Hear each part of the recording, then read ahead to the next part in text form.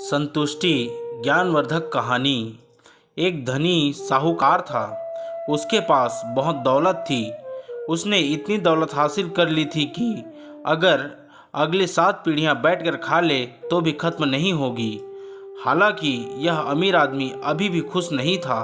उसके मन में कुछ ऐसा था कि वह रात भर सो नहीं पाता था, इसलिए वह सच्चे सुख से वंचित रह गया।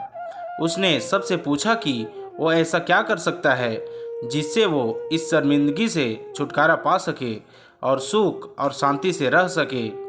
किसी ने उसे कहा कि संतों की शरण में जाओ तो संत आपको इससे बचाएंगे। धनी संतों की तलाश में गया। रास्ते में एक साधु महाराज एक पेड़ के नीचे बैठे थे।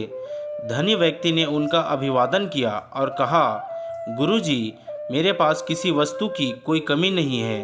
अगली 7 पीढ़ियां बैठकर बिना काम किए आराम से खा पाएगी। फिर भी मैं खुश नहीं हूँ, क्योंकि एक व्याकुलता मुझे सोने नहीं देती। साधु महाराज ने कहा, पहले बता कि आपत्ति क्या है, फिर उससे कैसे छुटकारा पाया जाए वह तुझे बताता हूँ। अमीर आदमी ने कहा, महाराज, यदि ऐसा कहते हैं तो मुझे कोई आपत्ति नहीं है, लेकिन एक परेशानी है, और वो परेशानी यह है कि मेरी 8वीं पीढ़ी का क्या होगा, क्योंकि यह धन 7वीं पीढ़ी के लिए पर्याप्त है जो मैंने अर्जित किया है। सिर्फ चिंता 8वीं पीढ़ी की है। साधु महाराज मुस्कुराए और बोले, चिंता मत करो, मैं तुम्हें इस परेशानी से बचा लूँगा।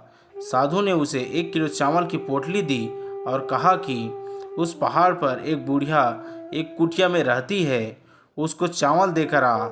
जा, मैं तुम्हें तुम्हारे भ्रम से मुक्त करता हूँ। अमीर आदमी चावल लेकर बुढ़िया की कुटिया में आ गया। उस कुटिया में दरवाज़ा तक नहीं था। वह बुढ़िया भगवान के भजन में लीन थी। वह अभिभूति थी। अमीर आदमी के पैरों की आहट से बूढ़ी माँ की ध्यान टूट गई। उसने ऊपर देखा और कहा कि बेटा, आप यहाँ क्यों आए हो? उसने कहा, माँ जी, मैं तुम्हें चावल देने आया हूँ, यह चावल लो, फिर मैं जाऊँगा। बूढ़ी माँ ने कहा कि मैंने आपको चावल लाने के लिए कहा था क्या आपके सामने हाथ फैलाया था? नहीं, है ना? फिर चावल क्यों लाए? यह पोटली उठाओ और जाओ।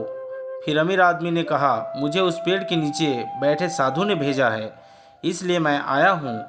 उसने कहा है कि जाकर साधु से कह देना कि मेरी कुटिया में 2 दिन के लिए पर्याप्त चावल है। अमीर आदमी ने अपने सामान्य ज्ञान का इस्तेमाल किया। उसने कहा कि माँ जी, आपको तीसरे दिन के लिए चावल काम आएंगे। उसने कहा कि आप और वह साधु मेरे तीसरे दिन की चिंता मत करो। बूढ़ी बोली, उस साधु से कहना कि मेरे तीसरे दिन के चावल का संबंध उसी से है जिस पर मैं इस एकांत स्थान में अपना सारा बोझ लेकर जप करने बैठी हूँ। यह सुनकर अमीर आदमी पोटली लेकर वापस आ गया। साधु के सामने पोटली रखकर चला गया।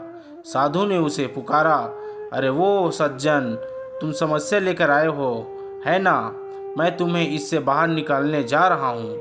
अमीर आदमी ने सिर झुकाकर कहा, महाराज, मुझे जवाब मिल गया। वह बुढ़िया तीसरे दिन के चावल नहीं है तभी भी खुश है, और मेरे पास सब कुछ है तभी भी मैं दुखी हूँ। जिसके पास कुछ भी नहीं है, वह अगर अपने भविष्य का विचार नहीं करती है और भरोसा करती है कि भगवान कुछ बुरा नहीं होने देंगे, तो फिर मैं, जिसे भगवान ने इतना कुछ दिया है, मुझे इस फालतू की चिंता में नहीं पड़ना चाहिए। यह मुझे समझ में आ गया।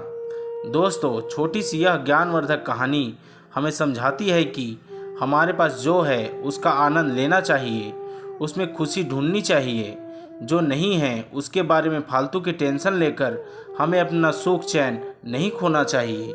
दोस्तों, ऐसे ही और मोटिवेशन और ज्ञानवर्धक कहानियों के लिए अभी हमारे YouTube channel Hindi motivation story को सब्सक्राइब कर लीजिए। मिलते हैं ऐसे ही अगली कहानी पर।